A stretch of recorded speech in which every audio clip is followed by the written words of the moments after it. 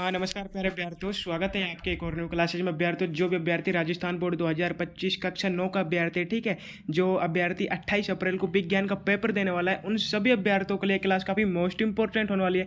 कहे तो मैराथन होने वाले अभ्यर्थियों, क्लास को पूरा वॉच करना है आपको, ठीक है, और लास्ट में कमेंट करके जरूर बताना है आपके कितने % राइट होता है। अभ्यर्थियों, बहुत ही मोस्ट इंपॉर्टेंट क्लास होने वाली है आपके एग्जाम के लिए। 28 अप्रैल का एग्जाम जो होने वाला है, ठीक है अभ्यर्थियों, जो सारे के क्वेश्चन इसी क्लास से आने वाले हैं, ठीक है, पूरा क्लास को वॉच करना है। तो पहला ही क्वेश्चन आपसे पूछे अभ्यर्थियों, CI में संयोजकता इलेक्ट्रॉनों की संख्या होती है। सभी को बताना अभ्यर्थियों, जो CI में संयोजकता इलेक्ट्रॉनों की संख्या होती है कितनी होती है? 16, 8, 17 या 18? तो बिल्कुल करेक्ट आंसर होने वाला अभ्यर्थियों, option B is the correct answer. कितनी होती है? 8 संख्या होती है, ठीक है। जो CI में संयोजकता इलेक्ट्रॉनों की संख्या होती है, ठीक है, 8 होते हैं। अगला क्या पूछे आपसे कि रासायनिक परिवर्तन का एक उदाहरण है। सभी को बताना अभ्यर्थियों, रासायनिक परिवर्तन का एक उदाहरण है बर्फ का पिघलना, पानी का उबलना, लोहे पर जंग का लगना, ये इनमें से कोई नहीं। मोस्ट इंपोर्टेंट प्रश्न है, सभी को देखना है, ठीक है। तो राइट आंसर होने वाला अभ्यर्थियों इनमें से कोई नहीं। जो पानी पिघल, ठीक है अभ्यर्थियों, क्या होने वाला है? लोहे पर जंग लगना। Option C is the correct answer. दूसरे में अभ्यर्थियों option C is the correct answer होने वाला है।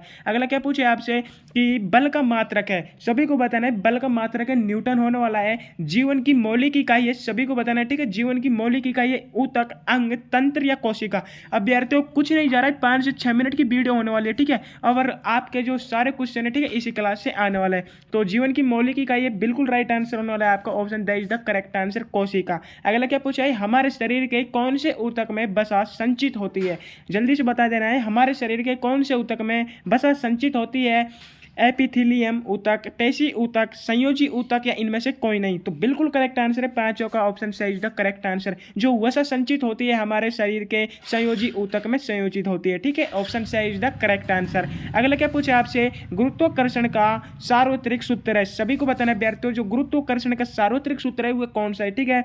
F बराबर m है, F बराबर G m/d2, ठीक है। F बराबर G m/d, F बराबर m या d स्क्वायर, ठीक है अभ्यर्थियों, जल्दी से बता देना। छठा क्वेश्चन है, बिल्कुल करेक्ट आंसर होने वाला अभ्यर्थियों, option B is the correct answer. सातों क्वेश्चन को देखते हैं। सातों आपसे क्या पूछा है कि थैलोफाइटा वर्ग का पौधा है। अभ्यर्थियों मोस्ट इंपोर्टेंट क्वेश्चन होने वाला है, ठीक है। थैलोफाइटा वर्ग का पौधा है कवक, मार्केंसिया, शैवाल या फर्न? तो बिल्कुल राइट आंसर होने वाला है आपका, सातों क्वेश्चन है, option C is the correct answer. क्या होने वाला है? शैवाल। अगला क्या पूछा है, कार्य करने की दर कहलाती है। जल्दी बताओ, जो कार्य करने की दर है, ठीक है अभ्यर्थियों, वो कहलाती है शक्ति, बल, ऊर्जा या उपयुक्त सभी? तो अभ्यर्थियों, ठीक है, क्या कहलाती है? शक्ति कहलाती है। जो कार्य करते हैं हम, उसकी दर शक्ति कहलाती है। नवा क्वेश्चन पूछा है अभ्यर्थियों कि m द्रव्यमान वाली वस्तु जो वेग से गतिशील है का संवेग होगा। जल्दी बताओ अभ्यर्थियों, m द्रव्यमान वाली वस्तु जो वेग से गतिशील है का संवेग होगा mb बटा में, जो अभ्यर्थियों कोष्टक में mb स्क्वायर, ठीक है, mb स्क्वायर 1/2 mb स्क्वायर या mb? तो करेक्ट आंसर है 9 में, option the is the correct answer, mb होने वाला है। और क्या पूछे आपसे, किसी वस्तु को द्रव्यमान 10 किलोग्राम है तो उसका पृथ्वी पर भार कितना होगा? अभ्यर्थियों जो वस्तु है, ठीक है, उसके द्रव्यमान कुल 10 किलोग्राम है, तो पृथ्वी पर उसका जो द्रव्यमान है, ठीक है, वो कितना होगा? तो राइट आंसर अभ्यर्थियों 98 न्यूटन। अभ्यर्थियों बढ़ते हैं अगले क्वेश्चन की ओर। 11 क्वेश्चन आपसे पूछा है, ठीक है। पदार्थ के कणों के कोई 2 अभिलाक्षणिक गुण लिखिए। क्या लिखना है अभ्यर्थी? जो पदार्थ के गुण है, ठीक है, इसके कोई 2 अभिलाक्षणिक गुण लिखने हैं। मिश्र किसे कहते हैं? मिश्रण का कोई एक उदाहरण दीजिए अभ्यर्थी। पूरे जो 1 से 6 क्वेश्चन है, 11 से, ठीक है, पूरे एक साथ आंसर देखने वाला है कि जो मिश्रण कहते हैं, ठीक है, मिश्रण का कोई एक उदाहरण लिखना है। किसी परमाणु के तथा एल कोश में अधिकतम कितने इलेक्ट्रॉन उपस्थित हो सकते हैं? लाइसोसोम को आत्मघाती थैली क्यों कहते हैं? ठीक है, उत्प्लावकता से आप क्या समझते हैं? पादप ऊतक कितने प्रकार के होते हैं? नाम लिखिए। तो अभ्यर्थियों जानते हैं क्वेश्चनों की ओर, ठीक है। जो आपका 11 क्वेश्चन है अभ्यर्थियों, पदार्थ के कण होते हैं, ठीक है, कोई 2 कणों के अभिलाक्षणिक गुण लिखने हैं। तो पदार्थ के जो कण होते हैं बहुत छोटे होते हैं, पदार्थ के कण लगातार गति करते रहते हैं। 12 क्वेश्चन है, मिश्रण किसे कहते हैं? मिश्रण का कोई एक उदाहरण लिखिए। तो मिश्रण है जब 2 या 2 से अधिक पदार्थ बिना रासायनिक अभिक्रिया के मिलते हैं तो उन्हें मिश्रण कहते हैं। तो नमक और पानी का घोल, ठीक है अभ्यर्थियों, जो नमक है, ठीक है, पानी में हम नमक को मिलाते हैं तो बिना रासायनिक अभिक्रिया के वो घुल जाता है उसमें, ठीक है, तो क्या कहते हैं? इसे मिश्रण कहते हैं। अगला क्वेश्चन क्या पूछा है? 13 क्वेश्चन है आपसे। जो 13 क्वेश्चन का आंसर है, ठीक है, किसी परमाणु के तथा एल कोश में अधिकतम कितने इलेक्ट्रॉन उपस्थित हो सकते हैं? तो अभ्यर्थियों के कोश में अधिकतम 2 इलेक्ट्रॉन हो सकते हैं, एल कोश में अधिकतम 8 इलेक्ट्रॉन हो सकते हैं, ठीक है अभ्यर्थियों। और क्या पूछा है कि लाइसोसोम को आत्मघाती थैली क्यों कहते हैं? अभ्यर्थी मोस्ट इंपोर्टेंट क्वेश्चन है, पेपर में छप गया ये समझो। पूरी क्लास मोस्ट होने वाले, लेकिन इस क्लास का भी मोस्ट क्वेश्चन होने वाला है 14 क्वेश्चन।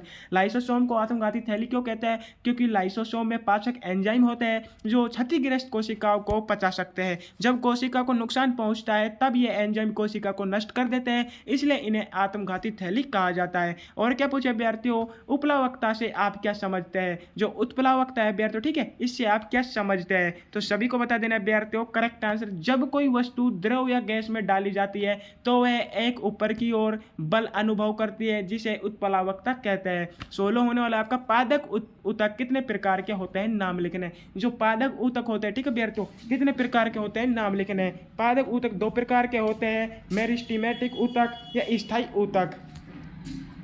बढ़ते हैं अगले क्वेश्चन की ओर, ठीक है। अगला क्वेश्चन क्या पूछे अभ्यर्थियों आपसे कि एक समान चाल से गतिमान किसी वस्तु का दूरी समय ग्राफ बनाइए। गति का प्रथम समीकरण लिखो।